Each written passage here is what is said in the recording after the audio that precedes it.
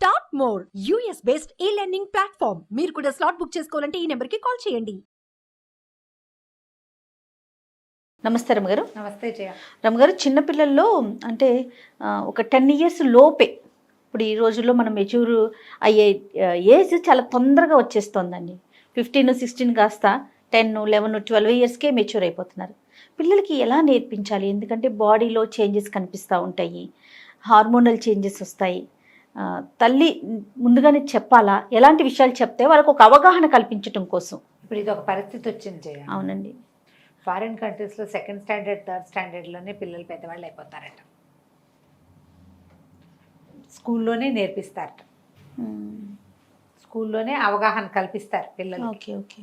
Pods carry చేయడం ఇవన్నీ నేర్పించేస్తారట. ఎప్పుడైనా వస్తుంది ఈ స్థితి అని చెప్తారు. 2nd, 3rd స్టాండర్డ్ అంటే మన లెక్కలో 8 ఏళ్ళు, 9వ ఏడు వస్తుందో రాదు. పూర్వకాలం అష్టవర్షాత్ భవేత్ కన్య అని ఒక వాక్యం చెప్తుండే, ఇప్పుడు చెప్తారులేండి. ఆ వాక్యాలు చెప్పడానికి ఏముంది అని చెప్పి ఆ 8 ఏళ్ళ లోపల పిల్లలు పెళ్ళిళ్ళు చేసేవాళ్ళు. తర్వాత ఎప్పుడో ఈడేరేక పంపించేవాళ్ళు. అంటే కన్యాకాలం 8 ఏళ్ళే మన శాస్త్రంలో కూడా ఉన్నది. కాకపోతే వివాహాని కోసం అని చెప్పేవాళ్ళు కానీ పిల్లలు పెద్దవాళ్ళు అయిపోతారని చెప్పేవాళ్ళు కాదేమో, మనకు తెలియదు అసలు. అవునవును అవును. అక్కడి నుంచి కాస్త ఎంత పెద్ద పెద్ద వాళ్ళకైనా ఈ కన్యలు ఇచ్చేసేవాళ్ళు. అదో కాలం అనుకో. అవును. ఇప్పుడు మన సమస్య ఏంటంటే మనం పిల్లల్ని కూచుపాపాయలుగా ఉంచుతాం జయ. ఇది తప్పని నేను చెప్పలేకపోతా కానీ తప్పుగానే కనపడుతూ ఉంటుంది. పిల్లల్ని వాళ్ళ అన్నం వాళ్ళని తీసుకుని తిననివ్వము, వాళ్ళ పనులు వాళ్ళని చూసుకోవడం పిల్లల్ని చూసుకోవాలంటే వాళ్ళకి ఏమవుతుందో ఏం జరుగుతుందో కాదు, వాళ్ళతోటే స్పెండ్ చేయటం, పిల్లల్ని పెరగనివ్వకపోవటం చాలా ఇళ్లల్లో కనపడుతుంది జయ. ఇది ఒక్కొక్కళ్ళు 6-7 ఏళ్ల పిల్లలు భలే తెలివిగా ఉన్నవి వీడియోలు కూడా చూస్తుంటాం. తెలివిగా ఉంటారు, ఇండిపెండెంట్గా ఉంటారు. పిల్లల్ని ఇండిపెండెంట్గా ఉంచాలి. ఈ పరిస్థితికి రెడీ చేయటం అంటే వాళ్ళని కూచిగా పసిగా పసి కూనలుగా చూస్తుంటే కూనకి ఈ స్థితిని మనమే తట్టుకోలేం. అవును, కూన బాగానే తట్టుకుంటుంది. దాన్ని మనం అతి కూనగా ఉంచకూడదు. మనకి వచ్చిన ప్రాబ్లం ఏంటంటే 5-6 పెద్దవాళ్ళకి ఒక చంటి బిడ్డ ఉంటుంది మనకి. దాంతో దాన్ని తిన్నివ్వము, దాన్ని స్నానం చేయనివ్వము, దాని పనులు దాన్ని చేసుకొనివ్వము, ఎప్పుడు ఎత్తుకుని మోస్తాము. పిల్లలకి వాళ్ళ విజ్ఞానం వాళ్ళకి ఆటోమేటిక్గా వచ్చేస్తూ ఉంటుంది జయ. ఈ పనులన్నిటికీ మన మీద డిపెండెన్సీ ఉన్నా కూడా వాళ్ళ తెలివితేటలు వాళ్ళకి పెరిగిపోతూనే ఉంటాయి. మనం ఆ మధ్య ఒక వీడియో చూసాము, నీకు గుర్తుందా? ఒక చిట్టి పిల్ల పెళ్ళయ్యాక నేను మా ఆయన వేరేగా ఉంటాం. అదో ఒక చిటిది. అక్కడి నుంచి ఇంకో పిల్లేమో టీచర్ తోటి పిల్లలు ఎలా బిహేవ్ చేస్తున్నారు, ఎలా చేయకూడదు అని కళ్ళు అరుపుతుంది. అది పెద్ద పిల్ల అని చెప్తున్న ఒక వీడియో. పిచ్చి క్యూట్ గా ఉంటారు పిల్లలు, మహా ముద్దు వస్తుంది. కాకపోతే వాళ్ళలో ఈ ధోరణి మనం హజం చేసుకోలేం. పిల్లలకి ఇలాంటి మాటలు నేర్పిస్తారా? నేర్పించకూడదు, వాళ్ళకే వస్తూ ఉంటాయి. కానీ వాళ్ళకి అవసరమైంది నేర్పించాలమ్మా. ఆ వీడియోలు ఎంత వైరల్ అయినాయి గుర్తుందండి? ఆ ముద్దు పట్టలేక మనం షేర్ చేసుకున్నాం. ఎంత బాగుందో సరదా వచ్చింది మనకి. కాకపోతే పిల్లల్లో వాళ్ళకి పరిస్థితికి అవసరమైన మెచ్యూరిటీ లేకపోతే బాధ రాదా జయ? చాలా బాధ అనిపిస్తుంది కదా. ఇప్పుడు మనం వద్దన్నా శరీరం దాని ధర్మాన్ని అది నిర్వర్తించేస్తుంది. దానికి మన తిండి తిప్పలను, ఎన్ని రకాల కారణాలనే, మన సామాజిక పరిస్థితులు, తిప్పలు, మన డెలివరీలు, ప్రెగ్నెన్సీలో మనం తిన్న తిండి, అవును, పిల్లలకి పాలిచ్చేటప్పుడు తల్లులు తిన్న తిండి, వాళ్ళకి ఇచ్చిన రకరకాల మెడికేషన్స్, పిల్లలకి మనం పెడుతున్నవి, మనం తినే పదార్థాల్లో రకరకాల మందులు, రకరకాల వాటికి ఇచ్చిన పోషకాలు, అవన్నీ మనకి విపరీత పోషకం అయ్యి పిల్ల సామాన్యంగా చిట్టి పిల్ల ఇంతే ఉంటుంది, ఒళ్ళో కూర్చునేంత పిల్ల. కానీ దాని లోపల భాగాలు పెరిగిపోతాయి. మరి ఏం చేయలేకపోతాం కదా. మనం 7-8 నుంచి జ్ఞాపకం పెట్టుకుని చేయవలసింది, పిల్లల్ని సెపరేట్గా పడుకోబెట్టండి, అబ్జర్వ్ చేస్తూ ఉండండి, దగ్గరుండి పడుకోబెట్టి వాళ్ళని సెపరేట్గా ఉంచండి.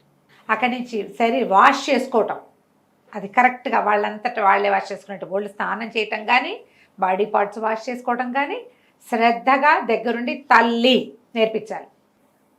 నేర్పించాల్సిందే. నేను బిజీగా ఉంటాను, నాకు ఇది ఇవేం కుదరవు, అట్లాంటివి కుదరవు, నేర్పించాలి. అక్కడి నుంచి పిల్లల్ని బాడీ పార్ట్స్ క్లీన్గా ఉంచుకోవటం, శరీరం ఇన్నర్స్ ఎప్పటికప్పుడు చెక్ చేసుకోవాలి. పిల్లలు ఇన్నర్స్ మరకలు పడుతున్నాయి, ఎట్లా ఉంది తెలియాలి మనకి. ఏంటి వాళ్ళ శారీరక స్థితి అనేది బై 8వ సంవత్సరం నుంచి ఈ రోజున మొదలు పెట్టాలి చేయ. పిల్ల ఎదుగుతుందని ఐడియాలజీ ఎలా మారుతుంది, వాళ్ళ మీద దృష్టి పెట్టాలంటే మనం ఎంతసేపు ఇట్లా చూసుకోవటం మానేయాలి. ఎస్, వాళ్ళతో ఉండాలి. సాయంకాలం ఇంటికి వచ్చాక పిల్లల స్కూల్ వ్యవహారం, పిల్లలు సడన్గా ఏమైనా డల్గా అయిపోతున్నారా, మాట్లాడకుండా ఉంటున్నారా, ఏదైనా మూడ్ ఆఫ్గా ఉంటున్నారా, సరిగ్గా తింటలేదా, ఎక్కువ జంక్ ఫుడ్స్ తినేస్తున్నారా, ఎవరితోటైనా బిహేవియర్లో వాళ్ళ బిహేవియరల్ చేంజెస్ ఏమైనా ఉన్నాయా అనేది అబ్జర్వ్ చేసుకోవాలి. ఏదైనా చెప్పలేని ఇబ్బంది పడుతున్నారా, చెప్పట్లేదా, లేదా మీరు వినలేకపోతున్నారా, వింటలేదా మనం అనేది చూసుకోవాలి.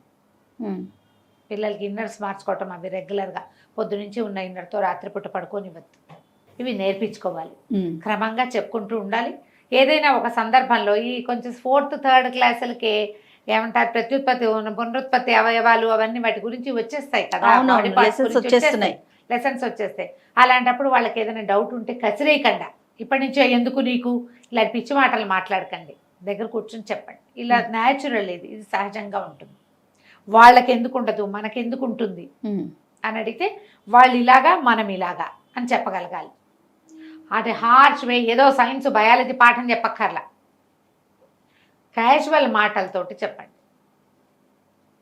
వీళ్ళ బాడీ నిర్మాణం ఇలాంటిది, మన నిర్మాణం ఇలాంటిది, మనకి ఈ పరిస్థితి ఉంటుంది, దీనివల్ల మనకేం వస్తుంది, దీనివల్ల మనం ఎలా బ్యూటిఫుల్గా ఉంటాం, ప్యూబర్టీ వల్లే బ్యూటీ వస్తుంది, లేకపోతే మామూలుగా ఉంటాం మనం, ప్యూబర్టీ వల్లే తెలివితేటలు వస్తాయి, ప్యూబర్టీ వల్లే పెద్దవాళ్ళం అవుతాం, ఇలాంటివి చెప్పాలి. ఓకే, ఇది చెప్పుకుంటూ ముందుకు తీసుకెళ్ళటం. ఏదైనా ఒక ఇష్యూనే ఏర్పడింది అనుకో, కొంచెం పిల్లలతో కేరింగ్గా ఉండటం, ఎంతసేపు వాళ్ళకి తరచుగా వాళ్ళ పరిస్థితిని గమనించుకుంటూ ఉండటం. ఇలాంటప్పుడు ఏమవుతుందంటే కొంతమంది పిల్లలకి ప్యూబర్టీతో పాటు ఆపోజిట్ సెక్స్ పట్ల అట్రాక్షన్స్ కూడా మొదలవుతాయి జయ. అందరిలో కాదు, కొంతమంది. పిల్లల్ని అబ్జర్వ్ చేయండి. అందరికీ కావలించుకోవటము, ప్రతి వాళ్ళని ముద్దు పెట్టుకోవటము, అందరి ఒళ్ళల్లో కూర్చోవటము లాంటివి ఎంకరేజ్ చేయబోకండి. మామయ్య, తాతయ్య, బాబాయి నో, ఎవ్వరూ నూనె అంత మీద పడకూడదు.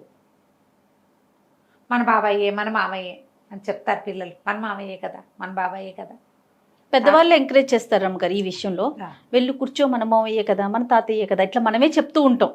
కానీ నో, అది చెప్పకపోతే బాబయ్య, మామయ్య లాంటి స్పర్శే ఇంకెక్కడైనా ఉంటే వాళ్ళకి తెలియదు, తేడా తెలియకపోతుంది. ఏది ప్రేమ ఏది కాదు అనే విషయం వాళ్ళకి తెలియకపోతుంది. అవునవును, తెలీదు. పిల్లల్ని ఈ కావలించుకునే సంస్కృతి దాన్ని కొంచెం తగ్గించుకోండి, కొంచెం జాగ్రత్త పడండి. ఇది కూడా మనం చెప్పాలి. ఓకే, ఎవరైనా ఫ్రెండ్స్ తోటి వాళ్ళతోటి ఎక్కువ ఇన్వాల్వ్ అవుతున్నారా, వాళ్ళు ఎవరిళ్ళకైనా వెళ్ళిపోవడానికి చూస్తున్నారా, అవి కూడా గమనించుకోవాలి. ఈ ఏజ్ నుంచి మనం గమనించి వాళ్ళని దీని నుంచి ఇప్పుడు సమాజం తాలూకు పోకడ నుంచి దూరంగా ఉంచడం. దీన్ని అందరూ ఇట్లా ఉన్నప్పుడు మనం ఎట్లా సెపరేట్గా చేస్తాం? సగం ఆడపిల్లలు ఉన్నాం కదా, అంతేగా, ఆడాళ్ళని సగం ఉన్నాం కదా, మరి జాగ్రత్త పడాల్సిందేగా. అవును, కొంచెం పెద్ద వాళ్ళకే తెలిసి వచ్చింది అనుకో, వాళ్ళ హద్దుల్లో వాళ్ళు ఉంటారు. పసితనపు పిల్లలు 8-10 సంవత్సరాల పిల్లలకి ఎట్లా తెలుస్తుంది? చిటి పిల్లకి తెలియదు కదా, చెప్పుకోవాలి. ఓకే, తల్లులు అబ్జర్వ్ చేయాలమ్మా. ఇందులో తండ్రుల భాగస్వామ్యం లేదా అంటే ఉంది. బాగా ఇంటిమేట్గా దగ్గరగా చెప్పవలసిన విషయం తల్లి చెప్తే తండ్రి అబ్జర్వ్ చేయాలి.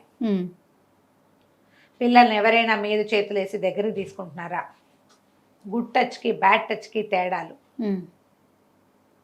అలాంటివి గమనించుకోవాలి. పిల్లల్ని ఎక్కడ వదిలిపెడితే ఏదైనా పార్టీకి వెళ్ళాం, గమనించుకుంటూ ఉండాలి. అవును, అది మీరు 7-8 దగ్గర మొదలుపెట్టి 18-17 దాకా చేయాలమ్మా, అమ్మ నాన్న కూడాను. మీ లోకాల్లో మేము మైమర్చిపోతామంటే పిల్లలు అబ్యూజింగ్కి గురైపోతారు, బాధపడతారు, మానసికమైన సమస్యల్లోకి వెళ్ళిపోతారు. దానికి కారణం వాళ్ళు కాదు, అక్షరాల మనం. వాళ్ళు ఏం చేయలేరు పాపం. అవును, చిన్నపిల్లలకి ఏం తెలుస్తుంది? మనం కదా జాగ్రత్త పడాల్సింది. ఒళ్ళు దగ్గర పెట్టుకుని మసలాలి మనం. అప్పుడు కొంచెం కొంత వయసు వచ్చాక వాళ్ళకి మెచ్యూరిటీ వస్తుంది. ఇదివరకు అంటే మనకేంటంటే సమాజాలు, కుటుంబ సమాజం పెద్దది కదా, ఫ్యామిలీ సొసైటీస్ పెద్దవి, పెద్దవాళ్ళు హ్యాండిల్ చేసేవాళ్ళు. మనకి ఇప్పుడు లేదు. మన కుటుంబం అంటే నువ్వు నేను, మనకు ఒకటో రెండో అంతే కదా. జాగ్రత్త పడండి, పిల్లల్ని ఇలా ప్రిపేర్ చేయండి. దీనికి ఇట్లా ఉండకూడదు, ఇలా ఉండాలి. కొంచెం మళ్ళీ దీన్ని హార్ష్ వేలో వాళ్ళ నెత్తి మీద ఏదో బండ పెడుతున్నట్టుగా మాత్రం చెయ్యొద్దు. ఓకే, కట్టడి కాదు, జాగ్రత్త. సరే. నమస్తే.